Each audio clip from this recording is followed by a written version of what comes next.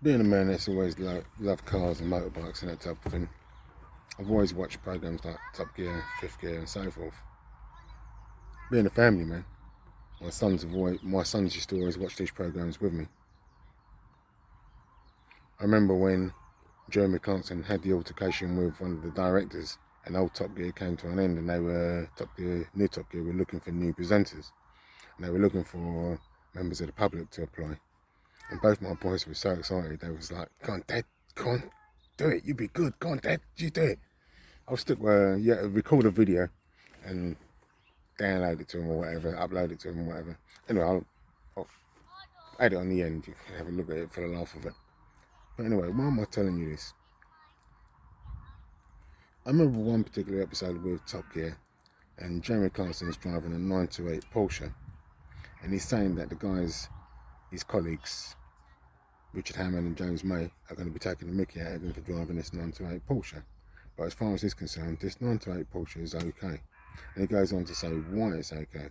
And the reason that he gives that it's okay, because I think it was back in 1994. He received a phone call from his mum. He was living in London at the time, and she was saying that his dad was ill and he needed to get back to Sheffield as soon as possible. And he had a 928 on test drive at the time. He'd just taken the chicken out of the oven.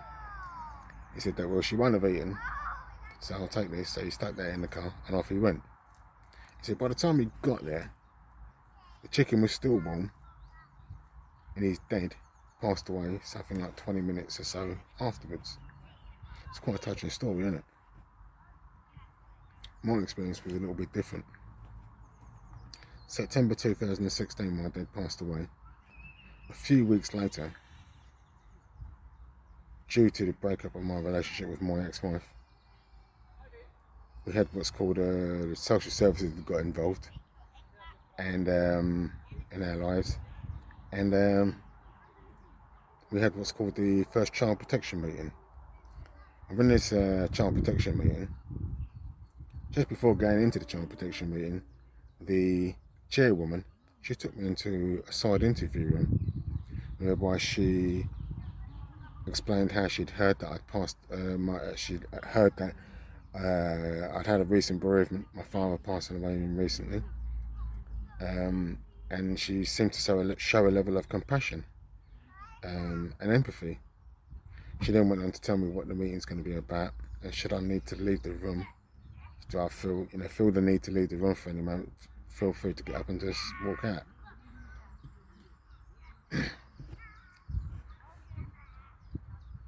Went into this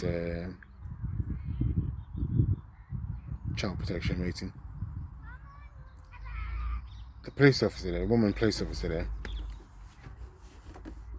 she went on to state two things as facts which were completely untrue. When I say completely untrue,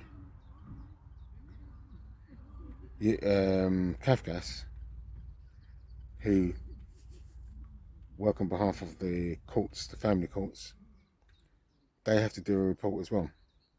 And in their report, which I've got a copy of the letter, says that I've got no safeguarding issues. In other words, I've never been known to the place of violence or anything. Yeah?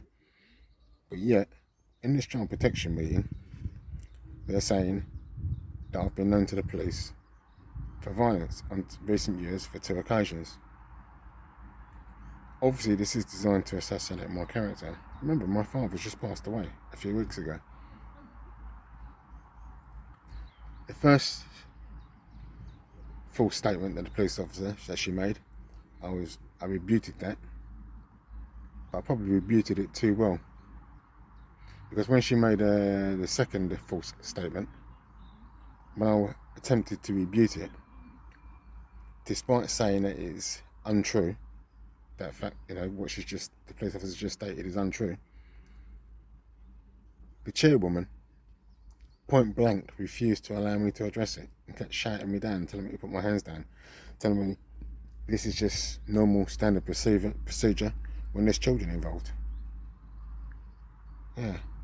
So literally, my father's just died a couple of weeks ago, or a few weeks ago, and they're in the process of assassinating my character in order to remove me, to alienate me from my own sons.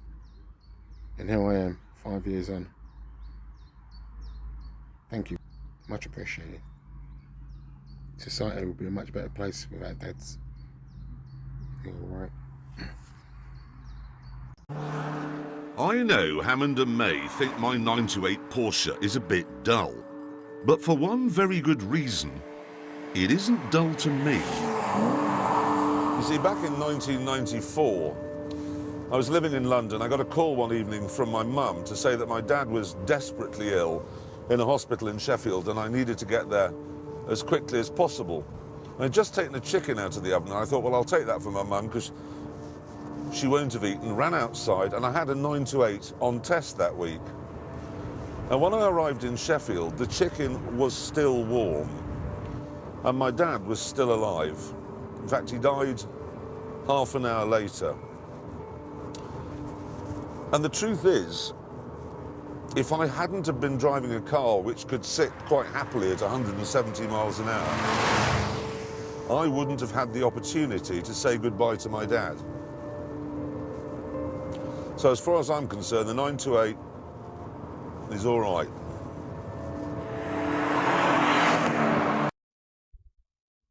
Hello and welcome to another new Top Gear.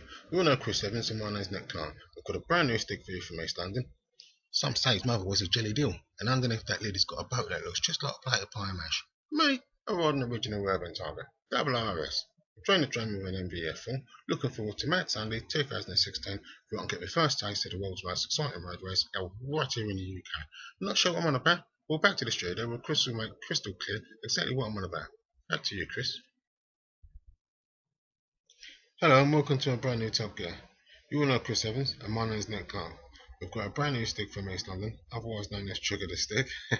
And no, we won't be driving any of those silly exotic Ferraris or Aston Martins, Lambos, Porsches or any of those pointless track day cars. And no, we won't be going off on some beautiful driving road through some mountain in Europe. No, not yet anyway.